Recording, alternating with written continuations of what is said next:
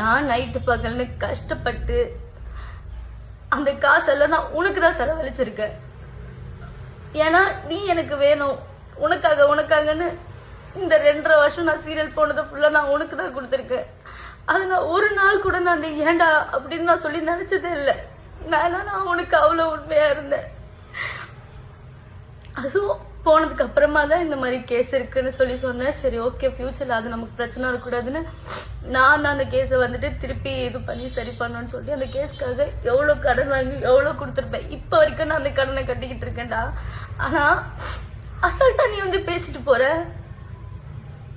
எனக்கு புரிய மாட்டேங்குது. நீ என்ன தைரியத்துலடா சுத்திக்கிட்டு இருக்க? கொஞ்சம் கூட ஒரு கில்ட் ஃபீல் இல்லை, ஒரு போயிட்டோன்ற வருத்தம் இல்லை. எனக்கு மட்டும் நீ நேரில் கிடைச்சேன்னு வச்சுக்கோ. இல்லை பெரியவா மாதிரி பேசுறல, கோர்ட்டில் பார்த்துக்கிற நீ கோர்ட்டுக்கு வரியா?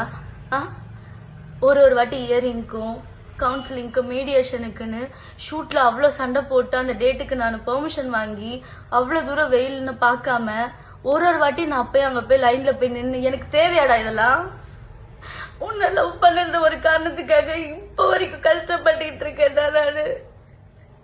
எனக்கு சுத்தமா நிம்மதி நோலை கிடையவே மாட்டேங்குதா.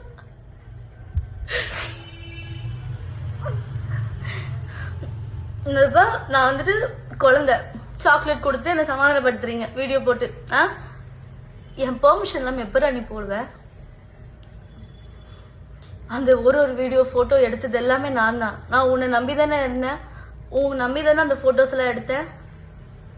எப்படி என் பெர்மிஷன் இல்லாமல் உங்ககிட்ட ஃபோனும் இல்லாமல் எப்படி அந்த ஃபோட்டோஸ்லாம் எடுத்த? உனக்கு ஃபோனில் எல்லாமே தெரியும். உன்னோட பிரெயினை எந்த மாதிரிலாம் யூஸ் பண்ணணுமோ அதுக்கெல்லாம் யூஸ் பண்ணாமல் இப்படி சில்லறத்தனமான வேலைக்கெல்லாம் யூஸ் பண்ணி ஃபோட்டோஸை ஃபுல்லாக எடுத்து அதை ஃபுல்லாக போட்டு ஒரு சிம்பத்தி கிரியேட் பண்ணி சேத்தாவோட புருஷன். நல்லா இருக்குல்ல உனக்கு இந்த டைட்டில்? வெக்கமா இல்லை உனக்குலாம்? நீ யாரு? உன்னை யாருக்காச்சும் தெரியுமாடா? நீ வேலைக்குன்னு ஒன்று போயிருக்கியா? ₹1 அருமை தெரியுமாடா உனக்கு?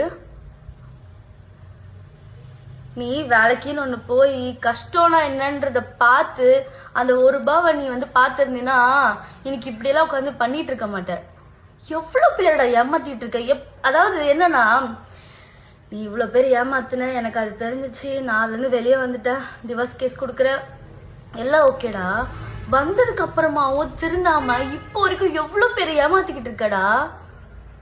ஏண்டா ஜூனியர் ஆர்டிஸ்ட் வச்சு பேசுறாங்களா? அதாவது நீ யாரை வேணாலும் ஏமாத்தலாம், எத்தனை வாட்டி வேணாலும் ஏமாத்து, ஒரு நாள் நீ மாட்டுவேன்னு உனக்கு தெரியாதா?